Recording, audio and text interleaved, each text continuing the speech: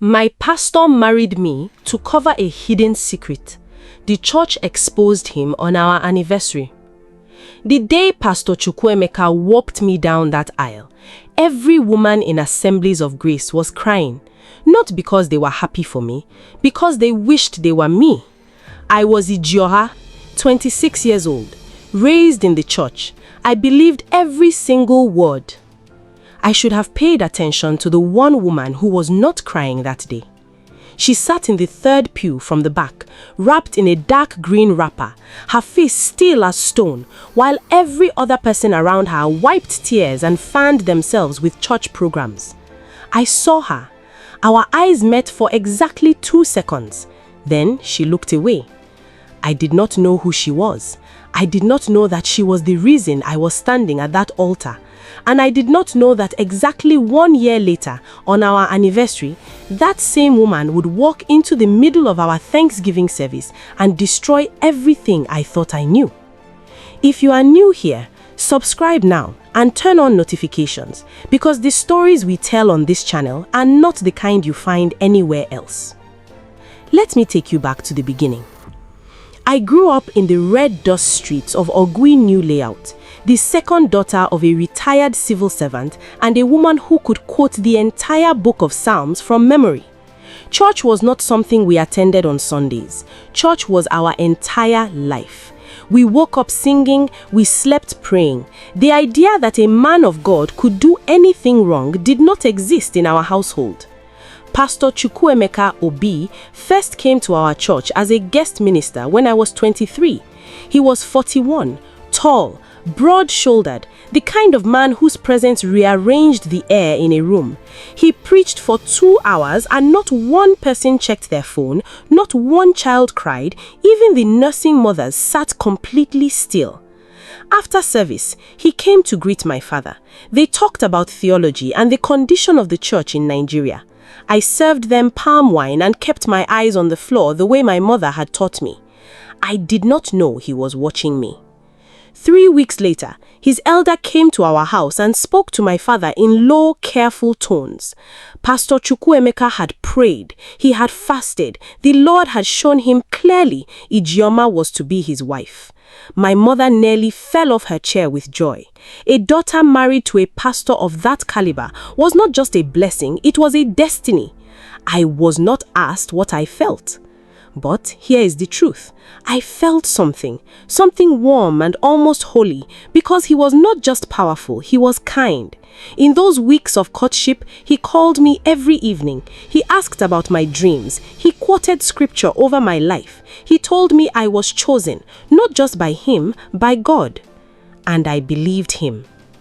We were married on a Saturday in April. Over 1,000 people attended. 4 pastors from different states came to lay hands on us. The choir sang until the windows shook. And when he placed that ring in my ear, he whispered something to me that no one else could hear.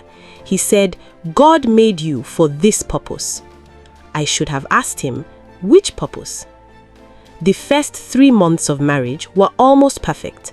Almost. There were small things I noticed but quickly talked myself out of. The way he would go completely silent in the middle of a conversation, as if he had suddenly remembered something painful. The locked drawer in his study that he changed the subject around so smoothly I forgot I had asked. The way he flinched, just slightly, whenever his phone rang after 9 p.m. I told myself I was being paranoid. Suspicious wives were not godly wives. I had been taught this. I had internalized it completely. What I had not been taught was how to recognize a man who was not hiding a sin, he was hiding an entire other life. It started with a name. One evening in our 6th month of marriage, I was in the kitchen when I heard Pastor Chukwuemeka on the phone in the corridor. He must have forgotten I was home. His voice was low, but I could make out pieces of what he was saying. And then I heard a name that stopped my hands completely. Adana. He said it the way a man says a name that lives somewhere deep inside him. Not like a church member's name, not like a colleague. The way you say the name of someone who has cost you an irreplaceable thing. I stood there with my hand on the pot handle, listening to the silence that followed. Then he said, very quietly, She cannot know. Not yet. I am handling it. I heard him hang up. I waited 2 full minutes. Then I walked out of the kitchen and asked him who he had been speaking with. He looked at me. His face was completely calm. Not guilty, not surprised, just calm. A church matter, he said. A family in the congregation with difficulties. Nothing to trouble yourself. He kissed my forehead and went back to his study. I went back to the kitchen and stood there for a long time. Adana. The name stayed inside me like a splinter I could not reach. I did not confront him. I told myself I had heard incorrectly, that a man who fasted 3 times a week could not be hiding something so crude, that I was afraid of what it would mean if I was right. Fear is a very effective silencer, but God does not allow certain things to stay buried forever. In our 9th month of marriage, a woman named Ngozi pulled me aside after Wednesday Bible study. Ngozi was about 50 years old. She had been in Assemblies of Grace longer than anyone. She held my hand with both of hers and looked at me for a long moment before she spoke. She said, "My daughter, I want you to know that I am praying for you." I smiled and thanked her. She did not let go of my hand. "I am praying for you specifically," she said, "the way a mother prays when she knows something her child does not yet know." Then she walked away. I stood in that church car park feeling cold despite the Enugu heat. Was it a warning? Was it the vague, dramatic language older church women sometimes used? I went home. I sat on the edge of our bed and I thought about everything. Adana, the locked drawer, the flinching at night calls, Ngozi's eyes. I made a decision. I waited until Pastor Chukwuemeka left for an early morning prayer meeting 3 days later. Then I went into his study. I had watched him open that locked drawer once, months ago, and I had seen, just barely, where he kept the key. A small gap behind the 2nd volume of Matthew Henry's commentary on the Old Testament. The key was still there. I stood in front of that drawer for a full minute. Everything in me wanted to walk away, put the key back, be the obedient, trusting, godly wife. I opened the drawer. Inside was a brown envelope. Inside the envelope were photographs and a birth certificate. The photographs were of a child, a boy, 4 or 5 years old in the earliest pictures, perhaps 7 in the most recent ones. In some, he was alone. In others, he was with a woman. She was stunning, deep dark skin, high cheekbones, the kind of beauty that makes you understand immediately why a man would lose his senses. She was laughing in most of the photographs, genuinely laughing, the kind of laugh that comes from deep comfort with the person behind the camera. I looked at the birth certificate. The child's name was Obiora Chukwuemeka Obi. Father listed Chukwuemeka Obi. Mother listed Adana Nwosu, born 8 years ago. I sat on the floor of my husband's study with those photographs in my hands and understood in one terrible moment everything. He had a son, a 7-year-old son with a woman named Adana, and suddenly the elder's visit to my father's house made horrible sense.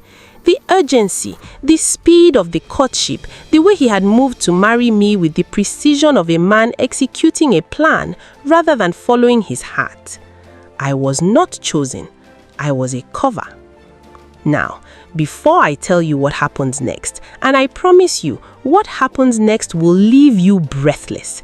If this story is gripping you the way I think it is, take 5 seconds and subscribe, because there is a lot more of this on the channel and you do not want to miss a single one. I put everything back exactly as I had found it, locked the drawer, replaced the key. I went to the bathroom, sat in the tub and cried for 1 hour. Then I washed my face, dressed for the day and began to plan. Because I am Ijeoma, and Ijeoma does not shatter in private and pretend in public. Ijeoma finds the full truth before she acts. I needed to know one thing. Was Adana Nwosu still in his life? Was the handling it he had spoken about money, silence, or was she something more? I had a cousin, Uchenna, who had a talent for finding people who did not want to be found. I called him from a phone shop 3 streets away from our house and gave him the name, Adana Nwosu, a woman with a son by Chukwuemeka Obi. Uchenna called back in 4 days. He had found her. Living in Awoka, a secondary school teacher, a son named Obiora, and here is the part that broke something else inside me. She had no idea that Chukwuemeka had married. None. Zero. She had gone very quiet when Uchenna told her that someone was asking about her. Then she said, "Tell whoever is asking to tell him that Obiora asked for him last week. His son wants to know when his father is coming home." I held the phone and felt the ground shift beneath me. This woman was not a past mistake, she was a present reality. A woman in Awoka with a son who called Chukwuemeka daddy and did not understand why daddy had stopped visiting. And here I was, in Enugu, in his house, wearing his ring, being presented to thousands of church members every Sunday as the virtuous wife God had given his servant. I need you to understand what I felt in that moment. It was not anger, not yet. It was something more terrifying than anger. It was clarity. The marriage was a performance. I was a prop in a life built around a lie. And the most painful part was not the betrayal itself. It was that he used the name of God to do it. He wrapped this deception in prayer and fasting and scripture and made me believe that heaven itself had ordained this union. I decided to wait. Our anniversary was in 3 months. The 1-year Thanksgiving service was already being planned. A big event, special guests, testimonies, celebration. I waited. In those 3 months, I became an actress. I cooked. I prayed beside him in the mornings. I sat in the front pew every Sunday and smiled the smile of a pastor's wife covered in grace. I attended women's meetings and gave testimonies. Every word I spoke was technically true. I simply performed the version of the truth that he had put me here to perform. But quietly, I did something else. I reached out to Adana Nwosu directly. I found her number through a mutual contact in Awoka. I called her on a Tuesday afternoon. She picked up on the second ring. I said, "My name is Ijeoma Obi. I am the wife of Chukwuemeka Obi. I think it is time we spoke." The silence on the line lasted so long I almost thought she had ended the call. Then she said in a voice that was absolutely steady, "I have been waiting for this call 8 years." We talked for 2 hours. She told me everything. They had met when she was 22 and he was 33, already a rising minister. He had told her he loved her, he had gotten her pregnant, he had promised marriage. But then his ministry grew, and with it came scrutiny. A pastor with an out-of-letwid child was a scandal waiting to explode. He had asked her to wait. God was working things out. She had believed him, year after year, raising Obiora alone, taking money when he sent it, holding on to promises that grew thinner every season, until the day she heard through someone that Pastor Chukwuemeka had married a woman in Enugu. She had called him immediately. He told her it was a misunderstanding. He would fix it. She stopped calling after that, but she had not stopped waiting, because where else was she supposed to go? She had given that man 8 years, the best of her youth, and a son that deserved his father's name. By the time our call ended, both of us were crying. Not weak crying, the kind of crying that comes from 2 people who have finally stopped pretending they can't see the same ugly truth. Before she hung up, Adana said 3 words. "What do we do?" I said, "Come to Enugu. Come to our anniversary Thanksgiving service. And when they ask if anyone has a testimony, stand up." There was a long pause. Then she said, "I will bring Obiora." The anniversary Thanksgiving service was held on a Saturday morning. The church was packed beyond capacity. Cars were parked all the way down the street. Special guests had come from across the state. Ministers, journalists who covered the Christian community, church members who had waited a full year to celebrate their pastor and his wife. I wore gold, a deep, rich gold that my mother had helped me pick out 3 weeks before. I sat in the front pew, and I looked at my husband standing at the pulpit, radiant in his white agbada, laughing with the worship leader, and I felt a coldness so complete it was almost peaceful. The service began beautifully. Worship was electric. The choir outdid themselves. Testimonies started, and one after another, church members stood to speak about healings and breakthroughs and answered prayers. Pastor Chukwuemeka received every testimony with that famous warmth of his, eyes bright, hands raised. God is good. And the congregation would thunder back all the time. I kept my eyes on the third pew from the back. She was there. Adana Omwosu sat in the third pew from the back, wrapped in a dark green wrapper, her son sitting quietly beside her in a small white shirt. She had come. She had actually come. Our eyes met for exactly 2 seconds. She did not look away. When the usher announced there was time for 2 more testimonies, I watched Adana stand up slowly. She was a tall woman, dignified in the way of someone who has endured a great deal and has not been broken by it. The usher approached her with the microphone. The church went quiet, the way it does when something shifts in the atmosphere and people don't yet know what they're feeling, but they know something is different. Adana took the microphone. She said, "Good morning, church. My name is Adana Nwosu. I am from Oka. I have driven 3 hours to be here today." Polite attention, murmuring. "I am here," she continued, "because 8 years ago I met this pastor. I was young, I was in love, I gave him everything. And 7 years ago I gave him a son." The murmuring stopped. Complete silence. The boy sitting beside me, his name is Obiora Chukwuemeka Obi. He is 7 years old. He has his father's eyes, and he has been asking me for the past year why his father stopped visiting. Gasps spread through the congregation like water. Pastor Chukwuemeka had not moved at the pulpit. His face was stone, but I could see his hands. He was gripping the edge of the pulpit with both hands, and his knuckles had gone pale. Adana was not finished. She said, "I am not here to destroy anyone," she said.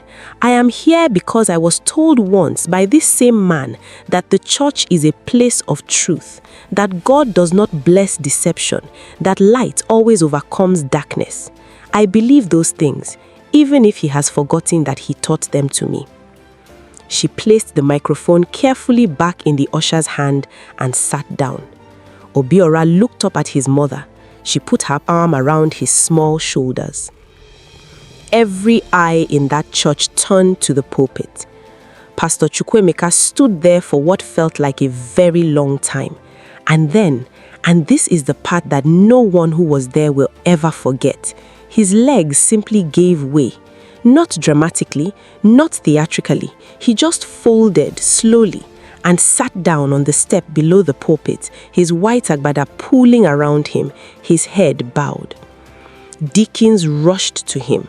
The head elder, Brother Celestine, a man of about 60, who had built this church with his own hands, walked to the pulpit and picked up the microphone. He said, "Church, let us all be seated." Then he looked at the man on the step. He said, "Brother Chukwuemeka, this is the house of God. You will speak truth in this place today." And Pastor Chukwuemeka, the man who had healed the sick and told me God had chosen me, looked up at his congregation with wet eyes and began to tell the truth. He admitted everything: Adana, Obiora, the years of hiding, the panic when his deacons began to push him to settle down, and his fear that scrutiny would unravel everything.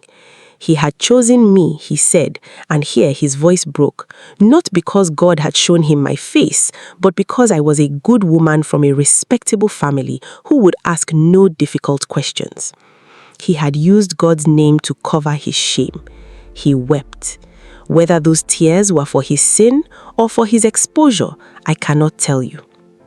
I only know what I felt, listening to the confession of a man who had borrowed my entire life to build himself a better image. I felt absolutely nothing, and that nothing felt like power. Brother Celestine suspended him from the pulpit indefinitely. A pastor from a sister church was named interim shepherd. Then, Brother Celestine called me to the front. I stood up in my gold wrapper and walked to the pulpit, and he placed the microphone in my hand. He said, "Sister Ijeoma, you have also suffered here to be. If you want to speak, this church will hear you." I looked out at that congregation, at the tears, the shock, the pity, the journalists scribbling. I looked at Adana in the third pew, holding her son. I looked at my husband on the step, his head still bowed. I said I had known the truth for 3 months. I said I had chosen not to destroy a man, but to expose a deception, because deception in the house of God is a cancer. I said I bore no hatred towards Adana Nwosu, who was as much a victim as I was, more in fact, because she had given far more years and far more of herself. I said Obiora Chukwuemeka Obi deserved his father's name and presence, and that whatever happened between adults, that boy should never again be a secret. Then I said one last thing.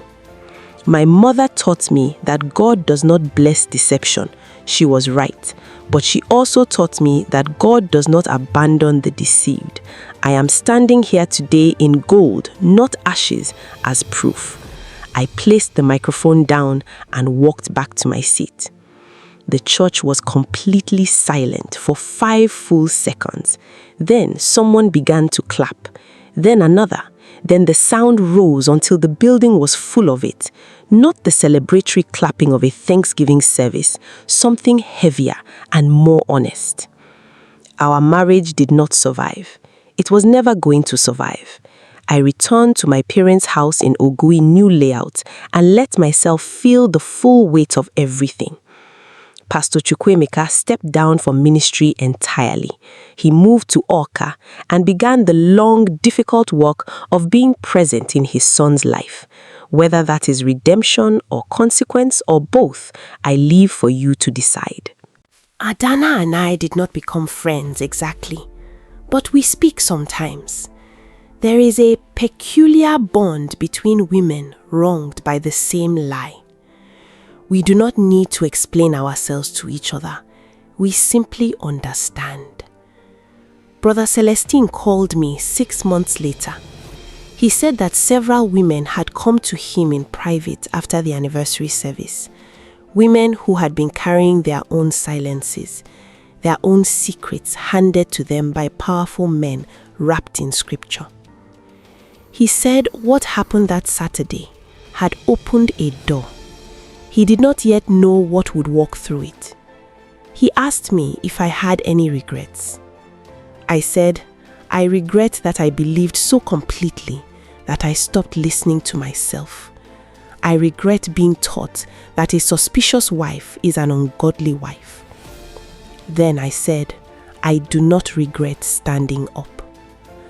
I told you at the beginning that one woman was not crying at my wedding.